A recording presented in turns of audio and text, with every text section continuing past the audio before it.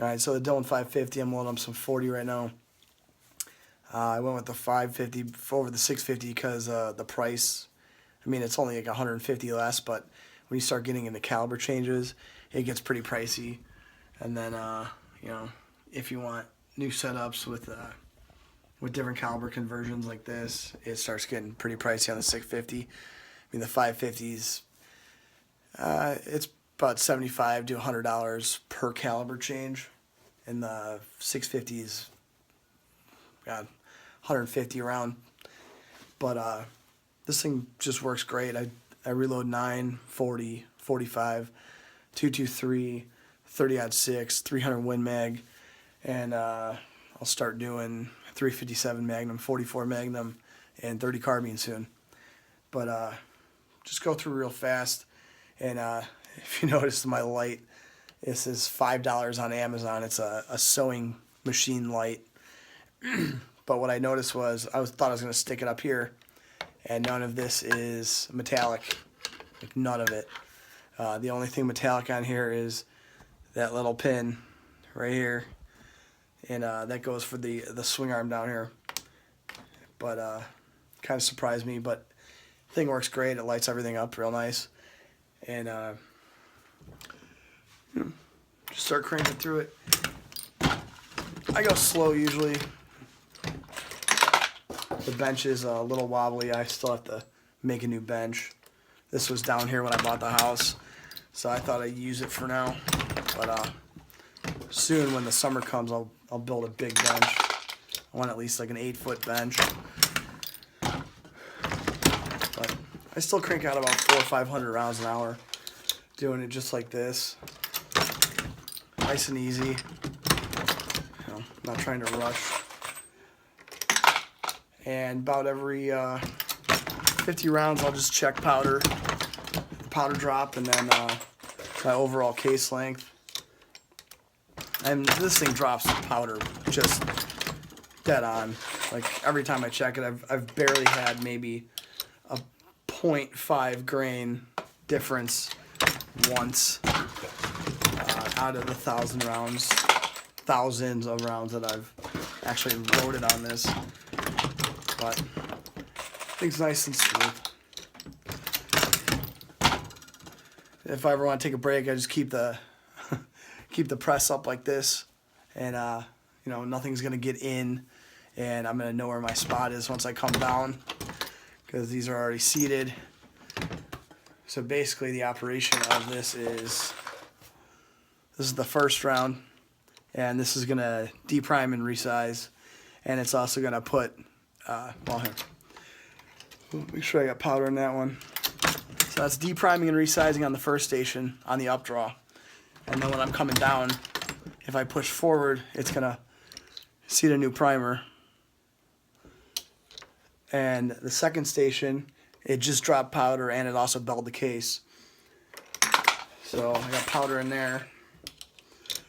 And the third station is gonna be your bolt seating station. And station 4 is going to be crimping. That's as simple as it is. I've always used Lee dies. I just like them. These are carbide dies for pistol. That way you don't have to, I mean, you usually don't have to lube pistol cases anyway. But the carbide dies make it nice and smooth.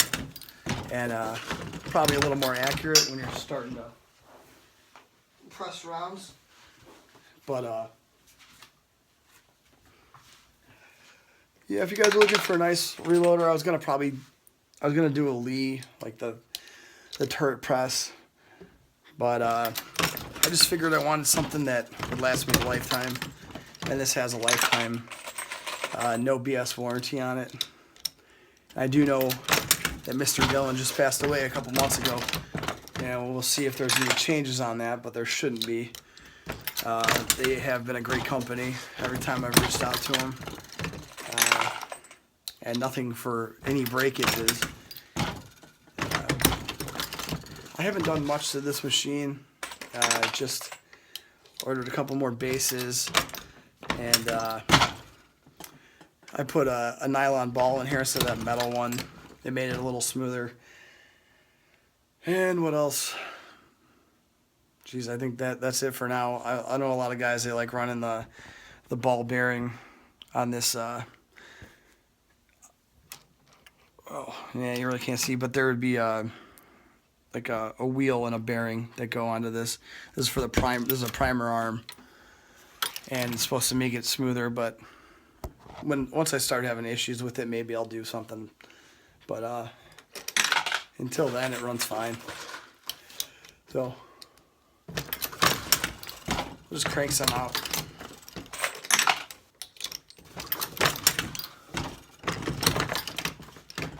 This does have 4 stations, unlike the 5 stations that the 650 has. And I mean, if you're gonna be loading pistol, you're gonna have one of those stations open anyway, unless you're gonna do a bullet feeder or a case feeder. You can get a case feeder for this machine. It's like $300, but I don't really see a need for it. It runs fast enough for me, unless you're really cranking out rounds. I mean, I shoot, well, not as much as I used to anymore, but I'm still just trying to keep up with my supply. And this one does it fine. Maybe one day I'll get a 650 or a 1050, but I mean, the 1050 is only $2,000. So once my kids are grown and I got nothing else to do, maybe.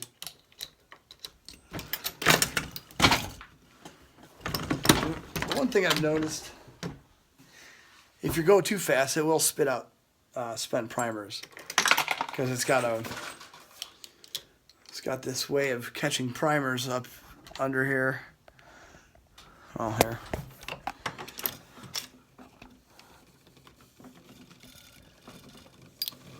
Let's see. This thing, and if you go too fast, it won't drop the primer in. But that's really the only thing I've noticed. Also, if you're new and you're setting this thing up, you don't want to. No, see, I missed the station because I was talking. Here's one thing I like about it. So I got powder in this one. I didn't see the bullet because I'm an idiot. So I already have a primer in here, and I don't want to drop this down on a hot primer. So I'll just take both of them out. This has a good powder charge in it. I'll run it up again.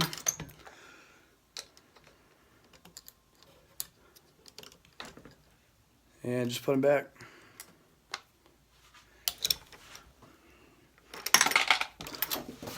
Oh, almost did it again. All right, let's stop talking for a minute.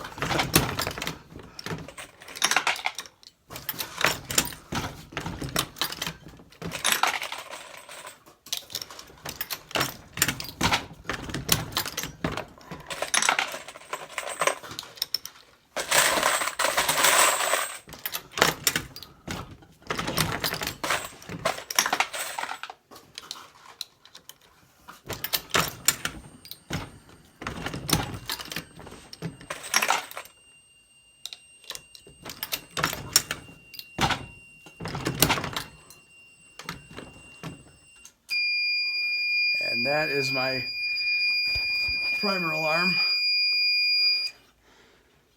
I have a 45 cases, give it a little more weight, but that means I'm basically out of primers. There's probably 3 or 4 left in there, but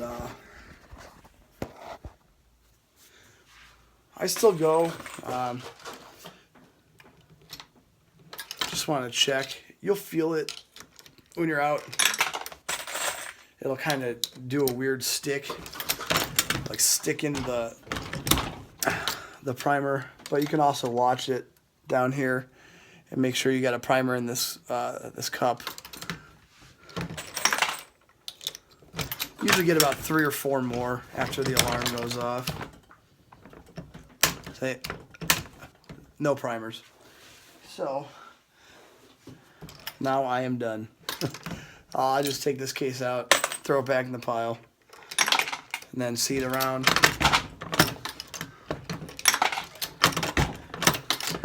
That's it. All right, thanks, guys. Any questions, let me know.